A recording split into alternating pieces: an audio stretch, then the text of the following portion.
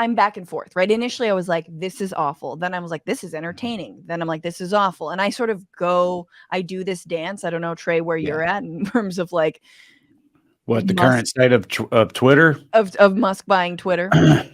Well, just to make it entirely about me, I had recently had a little bit of momentum on Twitter, for whatever reason. I was gaining followers and whatnot, and so it just checks out to me that it got set on fire and everything's falling apart and it's all filled with Nazis now. It was getting good for you.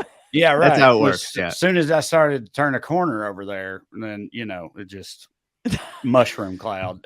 So I find that humorous. No, I don't like. I don't. If I'm being honest, I mean, look, like, it used to be things that actually happened were, real, and things that didn't were not, and stuff like that. And I feel like if you're presenting yourself as someone who reports facts and you report something that's not a fact as a fact, it's totally okay for a moderator to flag that as not being a fact because it isn't a fucking fact. Like, what I'm like. That's how I feel about all that. I feel like it's generally pretty reasonable, but also I do still feel like with most social media, people build their own bubbles and everything anyway. There's been some pretty major trash on Twitter for a minute. I'm not saying there's not more trash now, but you could still sort of curate your own experience to a certain extent. And also, I've seen people saying don't seed the space, whatever, that type of thing too. Like, I haven't left and I'm not going to leave is what I'm saying. And I'm still going to be just as, just as annoyingly liberal as I've been doing, and thirsty. Yes. All that. I'm not changing any of that. So, but I mean, and I think a lot of people are at that same spot, but I'm curious about the question about moderation, right? Like, we know that this Hunter Biden suppression story is largely BS, that the right is just trying to make it into something, and Elon's trying to make it into something. Biden wasn't even in the goddamn White House when it, came out. But Paris, what about content moderation and these private companies? You'll hear a lot of folks say, look, this is a private company. They have every right to do whatever they need to do. And it's kind of kind of a straw man. I don't know what the right framework, what to call it, but it's sort of like a crappy defense that is absolutely true. You can't really violate the First Amendment. Like, this is not necessarily government run, but maybe it should be. Yeah, right. So what about moderation? Like, where do we need to be? Like, where should we be in terms of content moderation, knowing how quickly misinformation and hate speech rises? Yeah, I would say, I think it's important to recognize that moderation is really important, especially in these platforms that are so massive, that have such large number of users, right? Like, when you think about how we use these platforms, we wouldn't use them or most of us wouldn't use them if there was like hate speech all over the place and like, who knows what other kind of like terrible content. I don't even want to name it all off. Right. But like, if these things weren't being moderated, then the experience of using it would be much, much worse. And I think that you've kind of seen that with things like Parler and these other kind of like alternatives to Twitter, where sure, a lot of these right-wing folks like moved to them quickly, but then engagement dropped off really fast because you're in like kind of a very small filter bubble, but also it's filled with like all this evil kind of hateful stuff. And why do you want to see that all the time? Right. I don't want to talk to that many virgins like at once. Yeah. But then like, if you think about on top of that, the question is like, what kind of content moderation should we have then? And the right is really engaged on this question and arguing a lot that like, we need more free speech, we need less moderation so that we're able to say, the things that we want to say on this platform. But even internal research at Twitter shows that right-wing accounts are disproportionately kind of, what would you say? Elevated. They get boosted, right? Yeah. By Twitter, by the platform. The left does not experience that to the same degree. It's, similar to what we used to hear about Facebook all the time, right? That Facebook was suppressing conservative voices when actually all of the research into it showed that conservative voices and pages and stuff were getting massively boosted on Facebook. We're influencing a lot of people as a result. Twitter is the same way, but you get this narrative and it gets repeated time and time again, right? It's used with social media. It's used with regular cable media, right? The liberal media is suppressing conservative voices. And so then CNN and all these other networks want to have more Republicans and right wingers on there to show that, see, we are providing balance, right? It We are works for them. ensuring that. Exactly. So it's a very convenient narrative for them to use that is not true, but allows them to kind of, get more influence on these platforms, ensure that their messaging is further boosted on these platforms, whether it's traditional media or social media. And of course, that's very beneficial to the right. And the left does not have the same kind of power and influence to have a campaign like that, and it's probably a bit more honest about being like, instead of kind of making all this stuff up in order to just get a boost. And so I think it's kind of worrying then to see how successful the right has been with this, and how there are some people who at least kind of position themselves as left, who buy into these same kind of narratives and talking points around free speech that really kind of benefit the right, who are making these arguments and who are benefiting from policy changes in order to, supposedly enhance free speech on the platform, when free speech is not actually the ability to say things or whatever, but is actually, in their mind, the ability to further boost what they are saying to ensure Yes. it's not being removed, while continuing to target left-wing accounts. There's already been reporting that left-wing accounts have been targeted under Elon Musk's kind of leadership of the platform,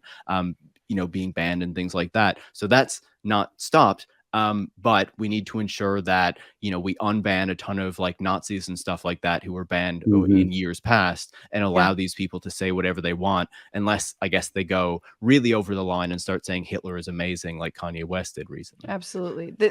That's so perfect. I mean, and yes, those left-wing accounts include a lot of anti-fascist accounts, and people who regularly call out and go after white supremacists and then make that kind of their thing. They've been banned. And I it's a little, I don't want to dramatize this in terms of like, first they came for the blank, then they came for the blank, and sort of that, obviously the like that that phrase, but there's a little bit of privilege in being like, and not to call you out, Trey, but I feel the same way. I'm like, I'm not gonna leave Twitter. I don't, but then there's folks who are straight up getting banned, or like, I haven't been horribly hounded. I'm definitely seeing way more hate, like to response to my tweets, like way more bullshit. And it honestly, if that increased by, let's say 30 or 50 more percent, I'd be gone. Like, there's no way.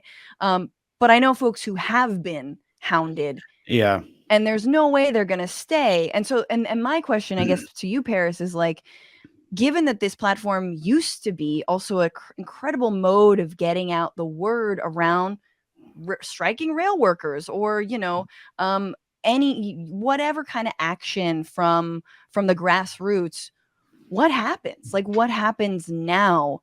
That honestly, we're just the beginning of this. Like, we're gonna see people targeted more and more and more.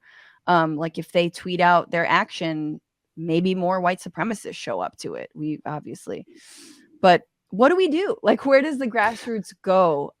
Do we go back to Facebook events? I hope not. It's a difficult question, because the real answer is, I would say there's nowhere else at the moment that is a real alternative.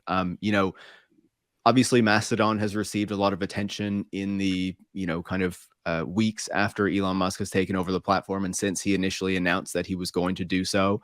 Personally, I use the platform. I post on it sometimes. I really don't feel that that's an effective replacement for Twitter. I feel like it's doing something different, and there are particular people who are using it who like what it is offering, but I don't think that it does what Twitter does. And I don't think it's going to effectively replace that. There are other platforms that are, trying to replace it in various ways. Hive, Co-host, I'm not super familiar with those. Another one is called Post.news is the URL. That one's really being pushed by a lot of influential Silicon Valley types as, this is going to be the one that's going to succeed Twitter. It's funded by Andreessen Horowitz, which Mark Andreessen is part of that venture firm. He's also invested in Facebook. He was part of Clubhouse as well. He's taken a really hard right turn, as many of these venture capitalists have. You don't say. Yeah, Just another right-wing tech venture capitalist trying to float their new platform. Exactly. Are there any good ones? Like, honestly. I don't think so. Like, I think that the thing about Twitter and the thing that has made it so kind of special was that it really was the text platform, right? Like, sure, there's Instagram where we can post photos and stuff like that, but it's really not made, like, the comment section is not really made there for like a debate or a back and forth or some kind of discussion, right, in a way that Twitter is, or TikTok, where it's very much like a broadcast medium, right? You're watching this, you're experiencing it, but it doesn't have that same kind of engagement. And if you really want to participate, you have to be ready to like hold your phone up in front of your face and say something, right? Not many people want to do that all the time. YouTube as well is still very video focused. So certainly Facebook is kind of text, but Facebook has dropped off. People don't use it anymore. So Twitter had this really kind of unique position. And I do think that what Elon Musk is doing to it right now is not really going to allow us to create some effective alternative to it. I think we're starting to see sort of a splintering as some people are moving on to Mastodon or Post or Hive or Co-host or these other alternatives. But then you're creating much kind of smaller niche communities of very specific types of people who like these particular platforms. Right. But you don't have the kind of coming together of a large number of people, in particular, people of influence, journalists, politicians, people like that, who are all kind of using those platforms and in those same spaces. So I think that if Elon Musk does really destroy Twitter, or not even meaning like take Twitter offline because he's fired everyone or whatever, but just like really kind of destroy the community of Twitter, what made it special. I don't think that is just going to replicate itself somewhere else. I think it's just really going to be lost. All right. Great. Where's Bean Dad? Where do they go? Where do we? I mean, this is the thing about Twitter is like I tweet very infrequently, mostly because I think people in text completely misconstrue what you're trying to say and what you do say. And like, as someone who's a journalist and a comic, sometimes I'll say something really sincere. Sometimes I'll say a joke. Today I was lusting over the Moroccan goalkeeper. There's nowhere for me to say that except for Twitter. And I don't really want to post a whole Instagram thing about it. Right. I could, but I think that like I'm missing out on that common conversation, just sort of like something that binds us for that those few hours, even if it is something really stupid, right? Yeah. Ideally, it will be something stupid and lighthearted, or if it's something that gets you kind of outraged, but generally it won't be about like how the wokies are taking over, like I would rather not be subjected to that. Like everyone's racist uncle at the same time. So I think it's just sad. I think it is just, I'm lamenting the fact that we won't have that. And yes, of course, the fact that a couple of celebrities follow me on there, and that's sad. And maybe they'll never. I want to lose that. Yeah. Tell me about it. I know. I mean, Tay Diggs. That's the worst part. Yeah. He follows all of us. What's going on, Frantifa? If you haven't already, subscribe to this channel right now. Hit that button. And also, you can become a patron and support the show every single week. Get access to bonus episodes and exclusive merchandise. Patreon.com/Bitchuation Room. Do it.